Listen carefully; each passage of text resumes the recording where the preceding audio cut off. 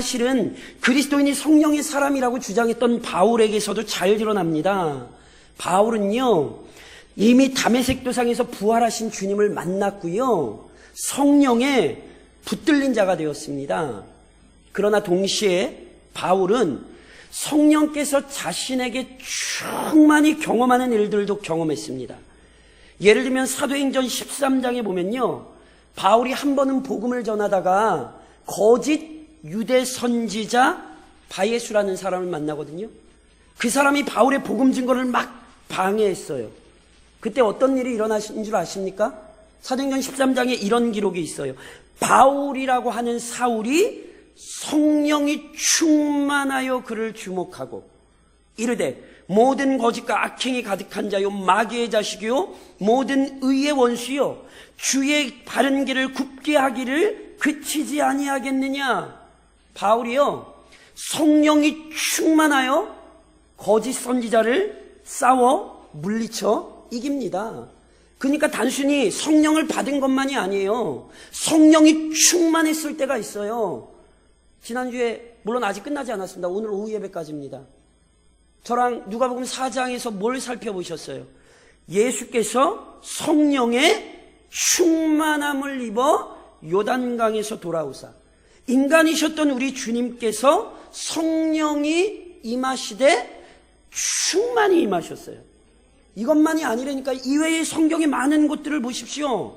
성경은 단순히 성령을 받아 예수를 믿게 되는 것, 조금 다른 말로 회심하게 되는 것만이 아니라 이미 성령을 받은 자들이, 이미 그리스도인들이 성령으로 충만하게 되는 사건과 상태들을 너무 많이 보여줍니다.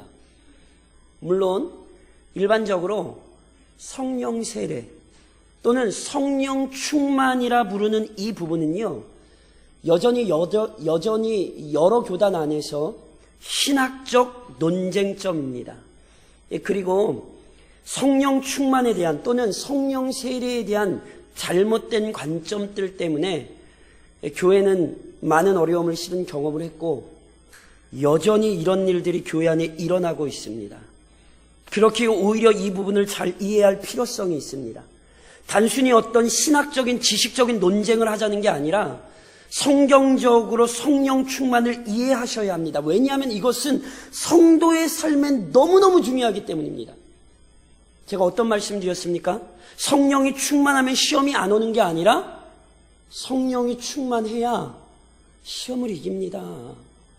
왜 성도들이 자꾸 이 세상 가운데서 무너지냐 하면 결국은 성령으로 충만하지 못하기 때문이에요. 예수 안 믿는다라고 말씀드리지 않았어요. 성령 받았어요. 그러나 성령이 충만한 건 달라요. 그렇기 때문에 이 부분을 정확히 이해하셔야 됩니다. 오늘 우리는 본문을 통해 이 부분을 살펴보려 합니다. 그 다음 도대체 성령 세례 또는 성령 충만이란 무엇입니까? 우선 성령 충만이란 하늘을 인식하는 것입니다. 오늘 저랑 함께 읽으신 본문은 오순절 성령 강림 사건 이후 교회가 박해를 받던 대표적인 사건 중 하나이죠. 초대교회의 7집사 중 한 사람이었던 스데반은 복음을 전한다는 이유 때문에 유대인들에게 붙들려 공회 앞에 끌려옵니다. 이때 스데반은 자신에게 사형을 내릴 수도 있는 종교 지도자들 앞에서 자신의 무죄를 변명하는 것이 아니라 다시 한번 강하고 담대하게 그리스도의 복음을 전합니다. 무엇보다 이 설교에서 이스라엘의 역사를 설명하며 유대인들이 지속적으로 하나님의 말씀을 부인했고 결국 이 땅에 오신 하나님의 아들을 죽였다고 책망합니다. 이 설교를 들은 유대인들은 주체할 수 없이 극도로 흥분하게 되었습니다. 불과 얼마 전에 예수가 너무너무 미워서 빌라도의 손을 빌어 십자가에 못 박아 죽였는데 그 행위가 하나님의 아들을 죽인 것이라고 선포하니 어찌 스데반을 내버려둘 수 있겠습니까? 이미 스데반의 죽음은 결정된 상황입니다. 그런데 이처럼 광분한 유대인들 앞에서도 스데반은 결코 두려워하지 않습니다. 왜요? 오늘 본문에 있는 것처럼 그는 성령이 충만했기 때문입니다. 그는 성령의 충만함으로 인해 담대했습니다. 그것이 다가 아닙니다. 오늘 본문 이렇게 보여져요. 스데반이 성령 충만하여 하늘을 우러러 주목하여. 스데반이 어디를 주목합니까? 하늘을 우러러 주목합니다. 오해하지 마십시오. 하늘을 우러러 주목했다는 것은 단순히 물리적 공간으로서의 하늘을 주목했다는 것이 아닙니다. 스데반이 주목했던 하늘이란 인간의 육신적인 눈으로는 결코 볼 수 없는 영원한 하나님의 나라를 의미합니다. 즉 스데반은 이 세상이 전부가 아니라 영원한 하늘나라가 있음을 알았습니다. 그리고 그것을 안 걸로 끝나는 게 아니요, 그는 지금 그 하늘을 보고 있는 것입니다. 이것은 실은 스데반의 특징이 아닙니다. 이것은 실은 이 땅을 살았던 모든 믿음의 사람들의 특징입니다. 그래서 히브리서 11장에는 이런 기록이 있지요. 이 사람들은 다 믿음을 따라 죽었으며 약속을 받지 못하였으되 그것들을 멀리서 보고 환영하며 또 땅에서는 외국인과 나그네임을 증언하였으니 그들이 이같이 말하는 것은 자기들이 본향 찾는 자임을 나타냅니다. 그들이 나온 바 본향을 생각하였더라면 돌아갈 기회가 있었으려니와 그들이 이제는 더 나은 본향을 사모하니 곧 하늘에 있는 것이라. 그러므로 하나님이 그들의 하나님이라 일컬음 받으심을 부끄러워하지 아니하시고 그들을 위하여 한 성을 예비하셨느니라. 무슨 말씀인지 이해하십니까? 믿음의 사람들은 이 땅에서 언제나 이방인과 외국인, 나그네처럼 살았습니다. 그 이유는 이들에게 고향이 없었기 때문이 아닙니다. 그들이 태어났던 육신적인 고향을 돌아가고 싶었다면 그들은 언제든지 돌아갈 수 있었습니다. 그런데 그들은 육신적인 고향이 아니라 더 나은 본향을 사모했대요. 그 고향이 어디래요? 하늘이래요.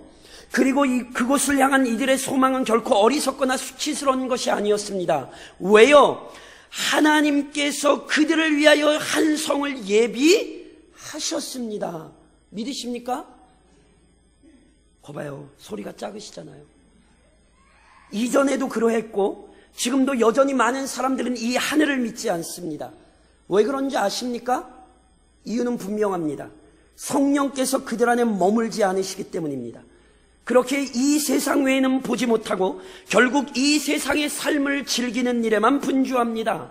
반면 성령을 모신 사람은, 더 나아가 성령으로 충만한 사람은 이 세상이 전부가 아님을 압니다. 눈에 보이는 세계 너머에 영원한 세상이 있다는 사실을 이해합니다. 이 땅이 전부가 아니라 진정하고 영원한 삶이 있다는 사실을 압니다. 앞서 믿음으로 살았던 모든 사람들 어디 가 있습니까? 하늘에 가 있습니다. 그들은 이미 천국에 거하고 있습니다. 언젠가 우리도 믿음 안에 살다가 하나님께서 준비하신 그 성에 들어갈 것입니다. 믿으십니까? 이게 성령 충만입니다. 인간의 눈으로 볼 수 없고 인간의 지성으로 깨달을 수 없는 그 영원한 하나님의 나라를 이미 확신하며 바라보며 살아가는 것입니다. 성령이 충만한 자들의 눈에는 그 하늘이 보입니다. 동시에 성령 충만이란 하나님의 영광을 인식하는 것입니다. 스데반은요, 하나님의 나라만 본 게 아니에요. 그는 그곳의 주인이신 하나님의 영광도 보았지요. 그 다음 도대체 하나님의 영광이 무엇일까요? 실은요, 하나님의 영광이란 사도행전 7장에 나온 스데반의 설교에 너무너무 잘 나타나 있습니다. 실은 스데반이요, 이 탁월한 설교를 이렇게 시작해요. 여러 부형들이여 들으소서. 우리 조상 아브라함이 하란에 있기 전 메소포타미아에 있을 때에 영광의 하나님이 그에게 보여. 영광의 하나님이 그에게 보여. 스데반의 설교는요, 영광의 하나님, 하나님의 영광으로 시작됩니다. 그래서 이 스데반의 설교에 하나님의 영광이 잘 드러나요. 그것을 몇 가지로 설명드리면 이런 것입니다. 우선 하나님의 영광이란 피조물과 구별되는 창조주로서의 권위를 의미합니다. 본래 아브라함 역시 메소포타미아, 즉 갈대아 우루 있을 때에 우상 섬기던 사람입니다. 우상 섬기던 사람. 전승에 의하면 아브라함의 아버지가 우상을 아주 잘 말리던 사람이래요. 철저히 우상 숭배자의 가정에서 태어났어요. 그런데 창조주 하나님께서 친히 아브라함에게 자신을 드러내십니다. 그에게 창조주로서의 권위와 영광을 보이시고 그에게 명령하셨어요. 그랬기에 아브라함은 큰 어려움과 위험에도 불구하고 본토 친척 아비의 집을 떠나는 거예요. 왜요? 지금까지 자신이 섬기던 이방신과는 달라요. 지금까지 자신이 알던 이방신과 전혀 다른 권위, 전혀 다른 능력으로 말씀하신 거예요. 그러니 어떻게 해요? 그분을 따라 믿음의 여정을 시작하는 거예요. 영광의 하나님은 창조주 하나님의 권위를 의미합니다. 동시에 하나님의 영광, 영광의 하나님은 구원자로서의 권위입니다. 하나님께서 아브라함을 찾아오사 그를 고향에서 불러내신 사건은 결국 우상을 숭배하며 멸망의 길을 가던 죄인을 구원의 은혜 안으로 부르신 사건입니다. 만일 하나님께서 아브라함을 찾아오지 아니하셨다면, 그를 택하여 부르지 않으셨다면 아브라함 역시 영원한 멸망을 피할 수 없었습니다. 아브라함이 구원을 찾아 얻은 게 아니라요, 하나님께서 그에게 구원을 허락하신 거죠. 뿐만 아니라 그 은혜가 그의 후손들, 즉 이스라엘에게 이어지게 하셨거든요. 그래서 모세는 신명기 14장에서 이렇게 고백해요. 너는 내 하나님 여호와의 성민이라. 여호와께서 지상 만민 중에서 너를 택하여 자기 기업의 백성으로 삼으셨느니라. 하나님께서 이스라엘을 택하여 자기 기업의 백성으로 삼아주셨죠. 그래서 이스라엘은 구원의 백성이 된 것입니다. 이게 하나님의 영광입니다. 하나님께서 구원자로서 우리에게 자신을 나타내시는 거예요. 또한 하나님의 영광이란 역사 안에서 자신의 뜻을 이루시는 통치자로서의 권위입니다. 스데반은 하나님께서 아브라함을 부르셨을 뿐 아니라 그에게 약속하셨고 그 모든 약속을 친히 이루셨다는 사실을 강조해요. 아브라함 자손의 번성, 출애굽의 기적, 광야 길에서의 보호와 인도, 가나안 땅을 취하고 그 땅에서 이스라엘이 번성했던 것, 이 모든 일들은 이스라엘이 잘나서 된 것이 아니라 하나님께서 그 약속에 따라 친히 이루신 것입니다. 오히려 우리가 아는 것처럼 이스라엘 백성은요, 하나님의 통치를 부인하고 그의 말씀을 대적했어요. 그래서 결국 예수님마저 십자가에 못 박아 죽인 것이 아닙니까? 그런데 놀랍게 유대인들이 그리스도를 부인한 것마저 하나님의 통치를 이루는 방법이 되었지요. 유대인들이 예수를 죽인 것처럼 보이나 하나님께서 그의 아들을 죄인들에게 내어주신 것이었지요. 이처럼 하나님께서는 한치의 오차도 없이 쉬지 않고 자신의 뜻을 이루고 성취하십니다. 하나님은 지금도 일하고 계신 거예요. 이것을 스데반이 지금 강조하는 것이고 이것이 하나님의 영광이죠. 또 하나 하나님의 영광이란 모든 인간을 공의로 판단하시는 심판주로서의 권위입니다. 스데반이요, 어리석은 이스라엘 백성의 역사를 자신의 설교에서 이렇게 한마디로 선언해요. 목이 곧고 마음과 귀에 할례를 받지 못한 사람들아, 너희도 너희 조상과 같이 항상 성령을 거스르는도다. 이스라엘의 역사의 특징이 뭐라고요? 항상 성령을 거스르는 거였어요. 그렇다면 이제 어떻게 해야 됩니까? 스데반의 핵심적인 강조점은요, 회개하라는 거예요. 회개하라는 거. 너희 조상들이 끊임없이 거스렸던 것처럼 너희도 지금 거스리고 있는데 이러면 안 된다. 이스라엘의 역사를 봐라. 하나님이 자신을 대적하는 자들을 심판하지 않으셨냐. 그러므로 속히 돌이켜야 한다. 지금 스데반은 이렇게 외치고 있는 것입니다. 하나님의 심판을 알릴 뿐 아니라 그 하나님의 심판 앞에서 회개하고 돌이킬 것을 선언하고 있는 거죠. 이 모든 사실이 실은 성령이 충만했기 때문에 하는 거예요. 이스라엘 백성들은 성령의 충만함을 입지 못하여 그 하나님의 영광을 보지 못했으나 스데반은 성령이 충만함으로 그 하나님의 영광을 보았고 그 하나님의 영광을 증언한 것입니다. 그것만이 아니죠. 성령 충만이란 그리스도의 권위를 인식하는 거예요. 본문은 분명히 이렇게 고백해요. 하나님의 영광과 민 예수께서 하나님 우편에 서신 것을 보고, 스데반은 하나님의 영광만 본 게 아니죠. 그 하나님 우편에 그리스도께서 서신 것을 봅니다. 그리스도께서 하나님 우편에 계시다는 것은 그의 권위를 나타냅니다. 본래 왕의 보좌 우편이란 왕의 후계자에게 주어지는 자리입니다.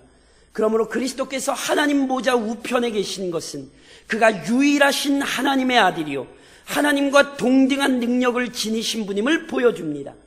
그래서 이는 박해를 받던 스데반에게 큰 위로요 소망이 됩니다. 스데반이 왜 공회에 끌려왔습니까? 유대인들이 못 박아 죽인 그리스도가 하나님의 아들이라는 사실을 전하다가 잡혀왔습니다. 유대인들은 그리스도를 믿지 못했고 그분의 말씀을 받아들이지 못했기에 그를 죽였습니다.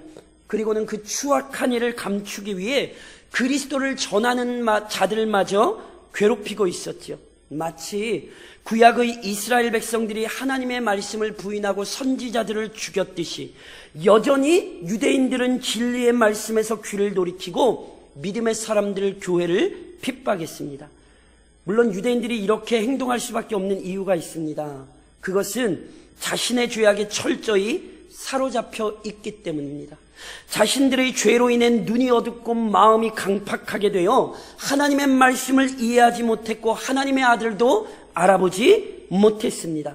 그러나 지금 스데반은 어떠합니까? 죄인들이 그토록 부인했던 예수가 하나님께서 보내신 구원자라는 사실을 알지요. 그분이 이 땅에서 고난당하신 이유가 죄인들을 위한 것이라는 사실을 알았습니다. 구원을 얻는 것이 율법의 가르침과 규례들을 모두 지켰기 때문이 아니라 오직 예수 그리스도를 믿었기 때문에 가능하다는 사실을 알아요. 게다가 유대인들에 의해 죽임당하셨던 그리스도 지금 어디 계십니까? 죄와 사망의 권세를 이기고 부활하사 영광 중에 승천하셨죠. 지금 하나님의 보좌 우편에 계십니다. 그것을 지금 스데반은 보고 있는 거예요. 자신이 그리스도에 대해 알았던 모든 내용이 거짓이 아니라 하나도 틀림없이 분명한 사실이라는 사실을 그는 지금 눈으로 목도하고 있는 거예요. 이게 얼마나 복입니까? 그냥 머릿속에 지식이 아니라 그 모든 것이 진리라는 사실을 자기 눈으로 지금 보고 있는 거예요. 이게 어찌 가능했다고요? 성령으로 충만했기 때문입니다. 그리고 이것은 실은 우리 주님께서 이 땅에 계실 때에 가르치셨던 내용입니다. 주님께서 십자가를 지기 위해 로마 군병들에게 잡혀가시기 전까지도 열심히 제자들을 바른 진리로 가르치셨거든요.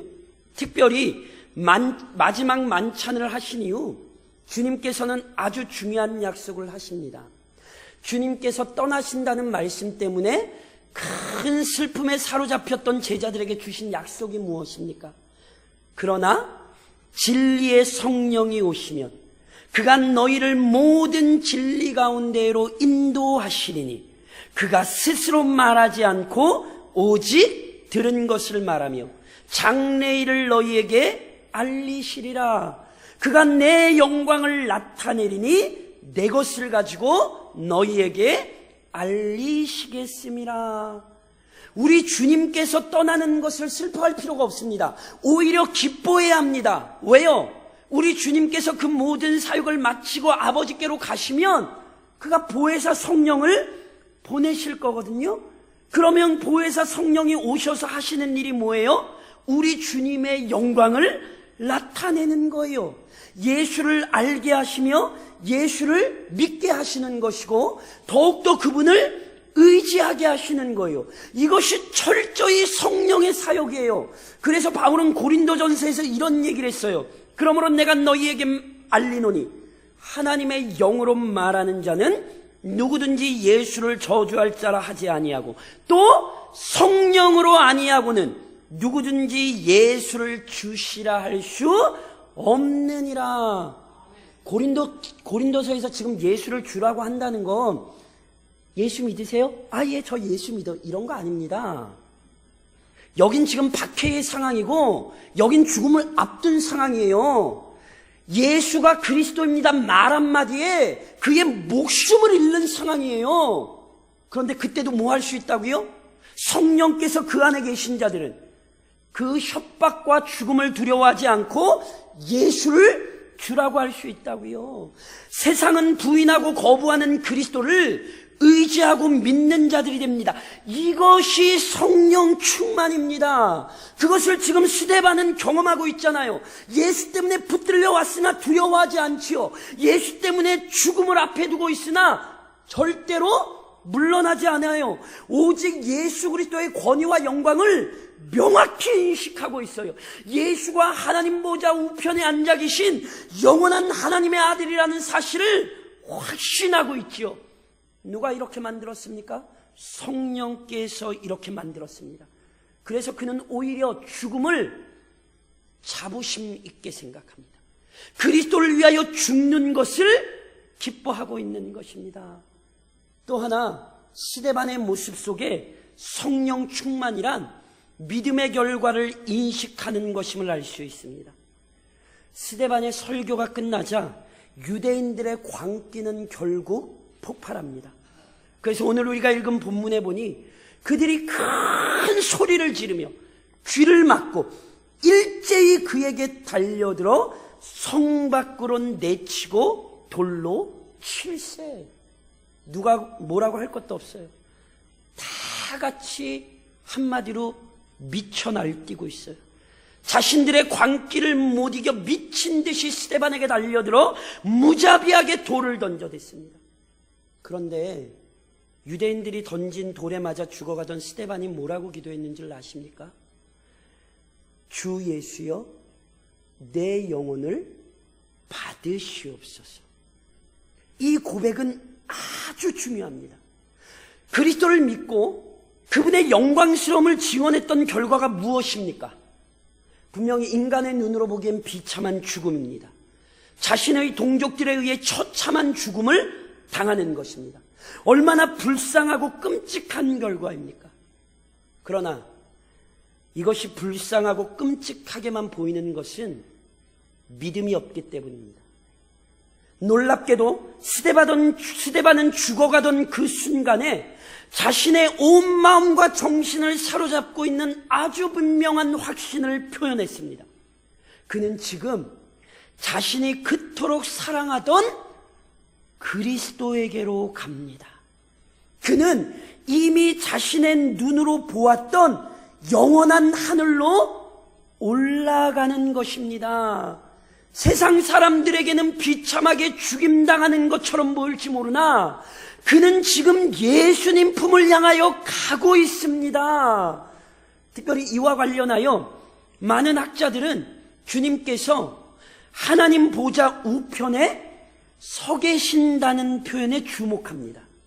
원래 일반적으로 왕이나 그의 후계자의 권위를 나타낼 때는 보좌에 앉았다는 표현을 씁니다. 그래서 예를 들면 히브리서 저랑 지난주에 살펴보신 히브리서 12장 2절에 보면 믿음의 주요 또 온전케 하시는 이인 예수를 바라보자.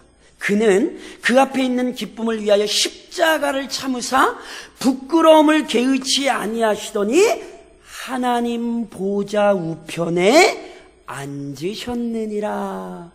원래 보좌에 앉았다는 표현이 대부분의 정상적인 표현입니다. 그런데 스데반은 그리스도께서 하나님 우편에 서신 것을 봅니다. 왜 그리스도께서 앉아 계시지 않고 서 계십니까? 많은 성경학자들이 이렇게 이야기했습니다. 우리 주님이 스데반의 영혼을 기쁘게 맞아주시려 그의 권능의 보좌에서 벌떡 일어나셨다는 거예요. 스데반은 이걸 본 거예요.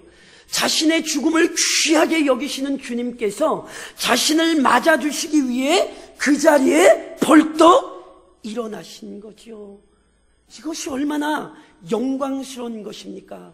그래서 실제로 성경은 지금 스데반의 죽음을 비참하게 그리고 있지 않습니다. 오늘 우리가 읽은 본문에도 스데반의 모습을 어떻게 표현하냐면 이 말을 하고 자니라. 뭐라고요? 잔대요. 왜 잔대요? 잔다는 것은 금방 깰 때가 있다는 표현입니다. 성경이 잔다라고 표현한 이유는 그의 인생이 여기서 끝난 것이 아니기 때문에 그렇습니다. 이미 말씀드렸듯이 그의 영혼은 이미 그리스도로 가 있습니다. 그것이 끝입니까? 아니지요. 언젠가 우리 주님 재림하실 그때에 그는 주님과 함께 영광 중에 부활하게 될 것입니다. 그것으로 끝입니까? 새하늘과 새 땅에서 그리스도와 함께 영원토록 왕노릇할 것입니다.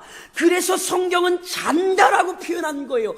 비참하게 죽어 없어진 것이 아니라 그의 영혼이 그리스도에게로 갔고 이제 언젠가 하나님께서 작정하신 때에 영광의 부활을 맞이할 거라는 거예요. 이것이 스데반만이 아니라 모든 믿음의 사람들의 결국이지요. 그래서 베드로 사도 역시 이렇게 선언했습니다. 예수를 너희가 보지 못하였으나 사랑하는도다. 이제도 보지 못하나 믿고 말할 수 없는 영광스러운 즐거움으로 기뻐하니 믿음의 결국 곧 영혼의 구원을 받음이라. 믿으십니까? 우리는 이 자리에 이르는 사람입니다. 성령 충만이란 바로 이 영광스러운 믿음의 결과를 깨달아 오늘을 살아가게 하는 능력입니다. 그러므로 사랑하는 성도 여러분, 우선 성령 충만을 구하십시오. 지금 우리에게 진정으로 필요한 것이 무엇이라 생각하십니까? 더 많은 돈이 있으면 행복할 것 같으세요? 더 좋은 가정의 환경, 더 나은 삶의 형편들이 중요합니까? 이 나라와 이 민족에게 더 청렴한 정치 지도자, 경제제도, 더 좋은 복지제도, 이것이 이 나라와 이 민족을 행복하게 합니까? 이 땅에 썩어질 것들이 우리를 행복하게 할 것이라고 생각하고 계시다면 속히 그 생각 버리십시오. 이런 세상적인 것들이 우리를 진정으로 복되게 할 수 없습니다. 오늘 본문은 우리에게 진정으로 필요한 것이 무엇인지를 보여줍니다. 스데반의 죽음은 오늘 우리에게 필요한 게 무엇인지를 정확히 알려줍니다. 스데반의 죽음을 성경은 전혀 비참하게 그리고 있지 않습니다. 그의 죽음은 너무너무 영광스러운 사건입니다. 왜요? 그는 성령으로 충만했기 때문입니다. 그런즉 다른 걸 구하지 마시고 성령의 충만을 간구하십시오. 무엇보다 성령 충만을 위하여 간절히 기도해야 하는 이유가 있습니다. 우선 우리는 성령 충만을 만들어낼 수 없어요. 마치 우리가 성령을 받을 수 없는 것처럼 우리가 성령으로 충만해질 수 없습니다. 이는 오직 하나님의 주권적인 은혜의 선물입니다. 예수님께서 기도하실 때에 하늘이 열리고 성령이 충만히 임하셨습니다. 그래서 기도해야 합니다. 동시에 간절히 기도해야 하는 이유는 주님께서 성령 충만에 대한 약속을 주셨기 때문이에요. 누가복음에 보면 이렇게 기록하죠. 내가 또 너희에게 이르노니 구하라 그러면 너희에게 주실 것이요 찾으라 그러면 찾아낼 것이요 문을 두드리라 그러면 너희에게 열릴 것이니 구하는 이마다 받을 것이요 찾는 이가 찾아낼 것이요 두드리는 이에게 열릴 것이니라. 너희 중 아버지 된 자로서 누가 아들이 생선을 달라 하는데 생선 대신에 뱀을 주며 알을 달라 하는데 전갈을 주겠느냐. 너희가 악할지라도 좋은 것을 자식에게 줄 알거든. 믿으세요? 그 다음이 뭐게요? 하물며 하늘에 계신 너희 아버지께서 구하는 자에게. 그치요. 우리 교회는 이래서 좋은 교회예요. 사람들이 구하고 찾고 두드리는 것 외에는 관심이 없어요. 그런데 본문의 중심은 마지막에 있어요. 구하고 찾고 두드렸을 때 얻는 게 뭐예요? 성령이에요. 성령. 썩어질 거 구하라는 거 아니에요. 없어질 거 구하라는 거 아니에요. 성경을 보려면 제발 똑똑히 보세요. 예수님께서 구하고 찾고 두드리라고 하신 핵심은 성령이에요. 하물며 너희 하늘 아버지께서 구하는 자에게 성령을 선물로 주시지 않겠느냐. 그런데 이 마지막은 다 떼버리고 지 필요한 것만 구하는데 정신이 팔려가지고 썩을 것에 메어가가지고 언젠간 없어지고 영원하지 못한 것에 메어 달려가지고, 그것이 인간의 어리석음입니다. 그러므로 성경대로 사십시오. 분명히 주께서는 우리에게 성령을 약속하셨어요. 실제로 오순절 성령 강림 사건이 언제 발생합니까? 성령을 주시겠다던 예수님의 말씀 붙들고 마가의 다락방에 모여 기도할 때 성령이 임하셨어요. 오늘 우리 역시 마찬가지입니다. 이 세상을 사시려거든 성령의 능력을 간구하십시오. 그때 성령의 충만함을 입을 수 있습니다. 동시에 성령 충만을 대적하는 일들을 경계하십시오. 눈이 말씀드리는 것처럼 성령이 강하게 역사하실 때 사단 역시 힘을 다해 역사합니다. 오순절 성령 강림이 일어났을 때에 사단이 교회의 능력을 막아버려 수많은 방법으로 핍박했습니다. 예수님께서 세례를 받으시고 성령으로 충만하실 때에 사단이 찾아와 시험했습니다. 그런즉 성령 충만을 구할 때에 사단의 방해에 더욱 주의하십시오. 특별히 본문은 이와 관련하여 아주 중요한 모습을 기록합니다. 스데반의 설교를 들은 유대인들의 반응을 성경이 이렇게 기록하거든요.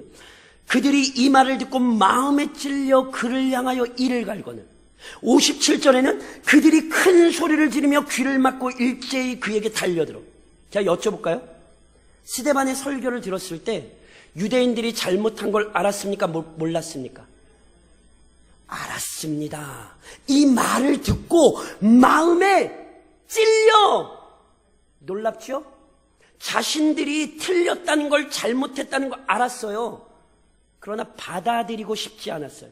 그래서 이를 갈아요. 큰 소리를 지르고 안 들으려고 귀를 막고 달려들어 죽어요. 이게 사단의 역사라는 거 아십니까?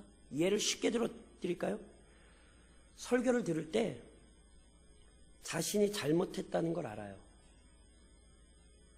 사단은 어떻게 하는 줄 아십니까? 거기까지만 가게 만듭니다. 성경은 잘못한 걸 깨닫는 걸 회개라고 얘기 안 해요. 아, 내가 신앙생활을 지금 이렇게 하면 안 되는구나. 깨닫는 데서 돌이켜야 되는 거예요. 아, 내가 하나님의 말씀을 잘못 알고 있었구나. 돌이켜야 되는 거예요. 그런데 돌이키게 내버려 두지 않아요. 양심의 가책을 회개라고 착각하지 마십시오. 그걸로 끝나지 않습니다. 조금 더 진전되면요, 설교를 들을 때에 들은 말씀에 대해 핑계를 대요. 에휴, 저거는 목사님이나 저렇게 사는 거지. 에휴, 저거는 장로님들이나 저렇게 하지. 에휴, 나는 뭐 예수 믿은 지 얼마 안 됐는데. 성경이 그렇게 우리에게 가르칩니까? 성경이 예수 믿은 지 얼마 안 됐으면 그렇게 살아도 된다라고 성경에 그렇게 얘기한 적 있습니까? 이게 사단의 역사입니다. 조금 더 가면 불평하게 하죠. 에이, 내 나름대로 열심히 하고 있는데 뭐 이거, 에이, 내 이 정도 하면 됐지 뭐. 성경이 그렇게 가르칩니까? 이보다 더 심해지면 어떡하죠? 아예 안 옵니다. 와도 아예 팔짱 끼고 눈부터 감습니다. 디모데후서 3장 5절에서 바울은 이렇게 표현했어요. 경건의 모양은 있으나 경건의 능력은 부인하니 이 같은 자들에게선 내가 돌아서라. 경건의 모양이 있다는 말은 불신자들에게 쓰는 표현이 아닙니다. 경건이라는 단어는 불신자들에게 쓰지 않아요. 유대인들에게 써요. 경건의 모양이 있는 자들이 그러므로 누군지 알아요? 교회 안에 들어와서 앉아있는 사람들이에요. 하나님의 말씀 듣는 척해요. 하나님의 말씀대로 사는 척해요. 모양은 있어요. 그러나 그대로 따라가진 않아요. 마치 구약의 율법을 맡았던 이스라엘이 율법을 버린 것과 같고, 스데반의 설교가 자신들의 죄악을 지적하자 오히려 그를 죽인 것과 같습니다. 지금도 이런 일은 교회 안에서 벌어집니다. 제가요 설교 되게 잘할 수 있거든요. 그런데 저 일부러 설교 못하는 거예요. 왜 그런지 아세요? 설교 잘하잖아요? 돌 맞아 죽어요. 이게 웃을 일이 아니시죠? 그게 오늘 사도행전 7장의 역사예요. 하나님의 거룩한 말씀이 선포되었더니 회개하고 돌아온 것이 아니라 오히려 하나님의 종을 잡아 죽였어요. 조국교회가 이 상황을 심각하게 생각해야 합니다. 오늘 우리 교회가 이 상황을 심각하게 생각해야 합니다. 저는 하나님의 말씀을 바르게 전하고 있는가 검증해야 하고, 우리 모든 성도들은 그 말씀 앞에 사단의 계략에 넘어지지 않고 있는지 검증해야 합니다. 만일 그렇지 않으면 오늘 우리는 이 본문 말씀을 잘못 읽고 있는 것입니다. 물론 잊지 마십시오. 우리는 위대하신 그리스도, 신이 성령으로 충만하셨던 그리스도를 본받는 자들이 되어야 합니다. 성령께서 임하신 사람들은 성령의 지배를 받습니다. 그런데 성령은 억지로 그의 백성들을 인도하지 않으십니다. 그의 자녀들 안에서 역사하시되 자원하여 순종하는 것을 기뻐하십니다. 그래서 에베소서에는 이런 말씀이 있어요. 하나님의 성령을 근심하게 하지 말라. 하나님의 성령을 근심하게 하지 말라는 게 무슨 얘기예요? 제발 순종하시라는 거예요. 하나님께서 그 뜻을 주실 때 우리는 순종할 수 있어야 돼요. 자원에서. 스데반도 실은 자원에서 순종했습니다. 만일 자원에서 순종하지 않았다면 순교의 자리에 끌려갔겠어요? 사람들이 돌을 들어 자신을 치려고 그러는데 거기서 예수를 인정했겠냔 말이에요. 그러나 그는 성령에 철저히 자신의 영혼을 맡겼어요. 순종했어요. 그래서 그는 놀라운 믿음의 결과를 나타냈어요. 스데반이 죽을 때 어떻게 죽지요? 무릎을 꿇고 크게 불러 이르되 주여 이 죄를 그들에게 돌리지 마옵소서, 이 말을 하고 자니라. 주여 이 죄를 그들에게 돌리지 마옵소서. 어디서 많이 들어본 기도 아니십니까? 어디서 많이 이렇게 봤던 장면 아니세요? 어디서요? 우리 주님이 십자가에서 달려 죽임당하실 때 누가복음 23장에 이렇게 기록하죠. 아버지 저들을 사하여 주옵소서, 자기들이 하는 것을 알지 못함이니이다. 스데반의 순교 장면의 영광스러움이 어디에 있습니까?